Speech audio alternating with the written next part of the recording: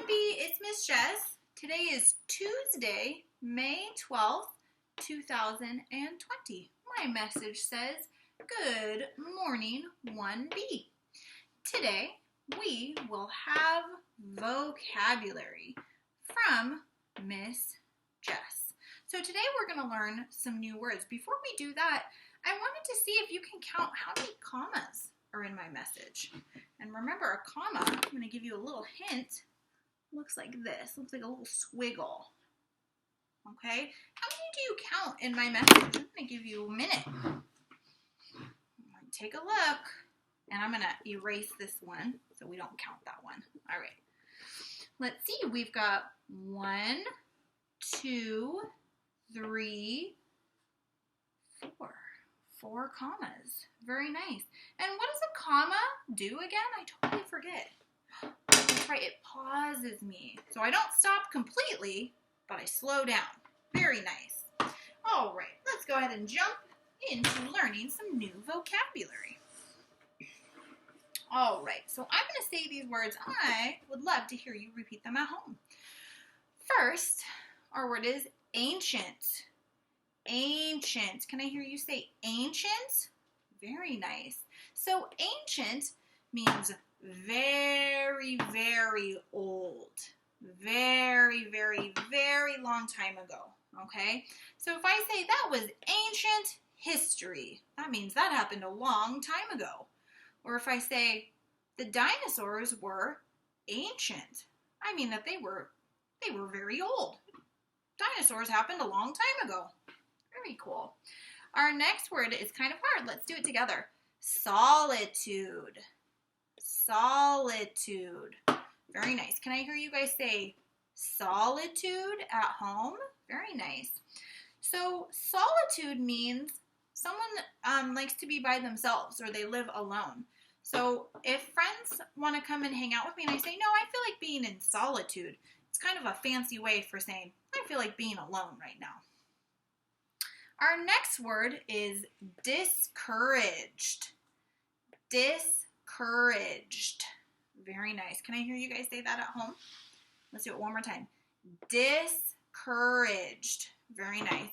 So this means that I want someone to not do something. So if I say, hey, I want to discourage you from jumping into that pool, that means I don't want you to jump in that pool. That's not a good idea. Or if I say, hey, you know what, I discourage you from starting a fight. That means I don't want you to start a fight. Okay? Very nice. Our last word, we might know what this one is. This is cozy. Cozy. Can I hear you guys say cozy at home? Very nice. So cozy means that you're very comfortable, you're very warm. Maybe you're sitting next to a fire, you have a blanket next to you, you have a cup of cocoa. Oh, it's so cozy. It's so nice. All right, so I'm going to remind you one more time. Our words are ancient, solitude, discouraged, and cozy. All right, now I'm going to read a story that has some of these words. Now, if you hear these words when I'm reading the story, I would just love it if you gave me a nice thumbs up or give me some jazz hands. Those are always fun. All right, the book that I'm going to read is called Elmore, and the author and the illustrator is Holly Hobby, and I just love her name. Now, based on what the cover looks like, what do you think that this book might be about? Looks like it's an animal, right? And do they look like they're all alone? Yeah, they do. Let's find out what this is about. And if you know what type of animal this is, go ahead and hold that in your brain. We're going to find out. Here's the picture of this animal just sleeping in a tree. Looks very comfortable. All right, Elmore.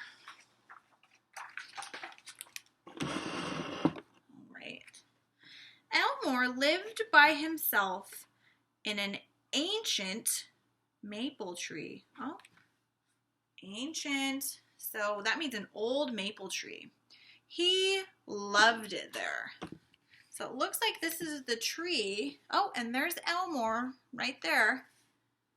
Just living in this ancient tree. Very cool. Looks like a very pretty field. Every few days, he would climb down the huge tree trunk as darkness fell to graze on his favorite leaves and twigs. So graze means that he would kind of eat a little bit over here and eat over there. He would move around and eat. Then back he would go to his snug hollow in the ancient tree. Wow, that looks nice, huh? He's got some deer friends right there. He's very cute. Elmore was solitary. He lived alone. And you would think he'd be used to that by now. But here's the thing. He often felt lonely. Solitude could be boring. Oh, there's our vocabulary word, solitude. What does it mean to feel lonely? Yeah, it means that he wants some friends. He wants some people to hang out with. Let's see if he's going to find some friends. He'd always had trouble making friends. What was the problem? After all, the L in Elmore's name, his mother once explained, stood for love. So here he's like, what's going on? Why don't people want to hang out with me? He put up a sign.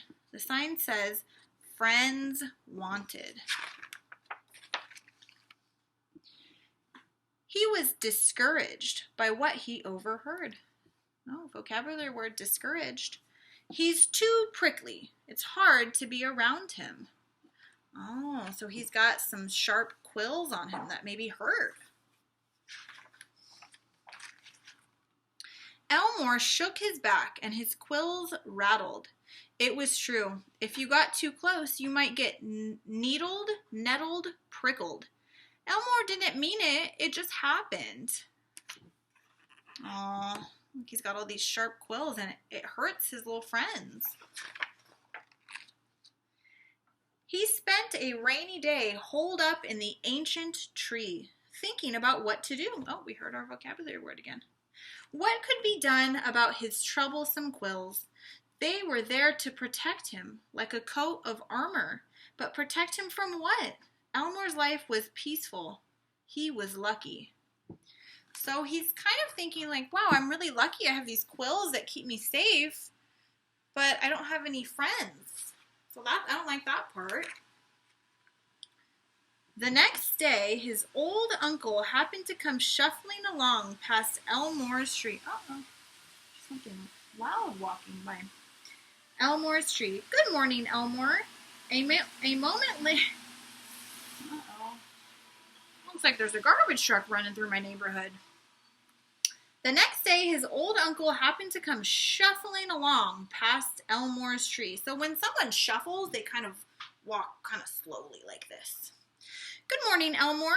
A moment later, he said, you don't seem your usual cheerful self. Is something wrong?